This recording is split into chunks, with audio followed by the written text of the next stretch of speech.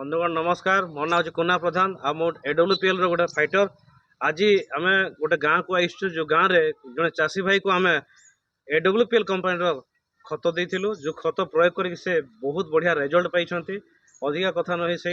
चाषी भाई साथ कथा हाँ से केमी से रिजल्ट पाई। आज्ञा नमस्कार। आज्ञा आज्ञा आप ना आज्ञा सभापति पोड़ आज्ञा आज्ञा गाँव के पंचायत आज्ञा दिनेकला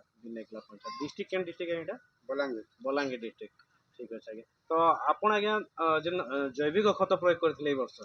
एडब्ल्यूपीएल कंपनी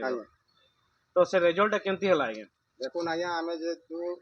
जैविक केवे भी विश्वास नहीं करी जेहेतु ये वर्ष ट्राए कलु ट्राए कला भितर कम से कम 99% ठीक अच्छे। आम जेहेतु एकड़ पिछा बहुत दिन आम चाष करुचु कम से कम 40 पकेट आसूला ये वर्ष कम से कम 1.5 एकड़ रे 90 पकेट आ रिजल्ट भल अच्छे। चाषी भाई मन के मुझे कहमी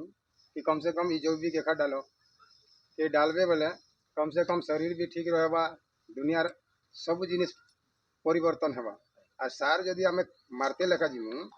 तो बस डीएपी आर पोटास खाऊ कम से कम जैविक के गुटे थर ट्राए कर।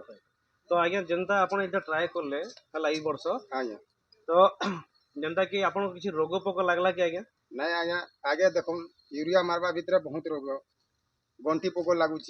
कारण मतलब अनेक रोग आसूला मतलब केमिकल यूज करले आपनकर विभिन्न प्रकार रोग बेमार लागुतिला इटा भी जन व्यवहार करले किछि नहीं लागी ना कौन से आपन विष फिष मारवा पड़ला कि आज्ञा नहीं आज्ञा नहीं मारवा पड़े तो ये पूरा कंट्रोल कर देला ना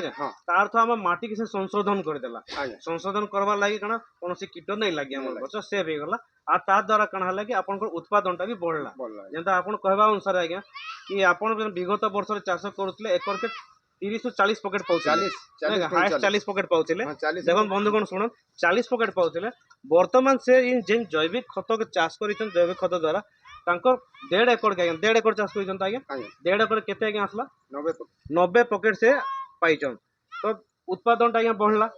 खर्चा केंदा लागला आज्ञा आपन खर्चा भी कम अछि आज्ञा देखन आमे जेहेतु यूरिया मारुछु डीएपी मारुछु तापर फटेरा कीटागो अनेक गुडा ने हम केमिकल यूज करूछन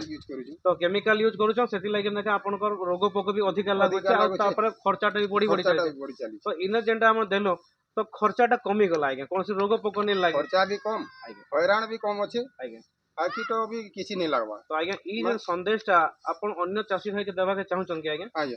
तो काना कहबे अन्य चाषी भाई मन के अन्य भाई मन के कहमी इडा देखो जैविक जदि यूज सब करबे एक तो शरीर ठीक रहेगा दूसरा उत्पादन भी बहुत बढ़िया अच्छे यूज करूँ गोटे थर यूज कले एका गोटे थर रोग पोक मुक्त रहबा आ अधिक पैसा पाई पारबे नै कम खर्चा कम मेहनत रे अधिक अमल होछ। तो आज्ञा देखो आपण बंधुगण में देखो तांकर धान टा थुआ ही पाखे पाखापाखि से 90 बस्ता काउंट करूछन धान टा जेंटा अच्छे 90 बस्ता हवा आ इने बिल्कुल पोल भी नहीं जीवा और ओजन रे भी अधिक आसवा धान टा तो सबू चाषी भाई मान को मुई मोर संदेश देवा लगी चाहूँचे कि से माने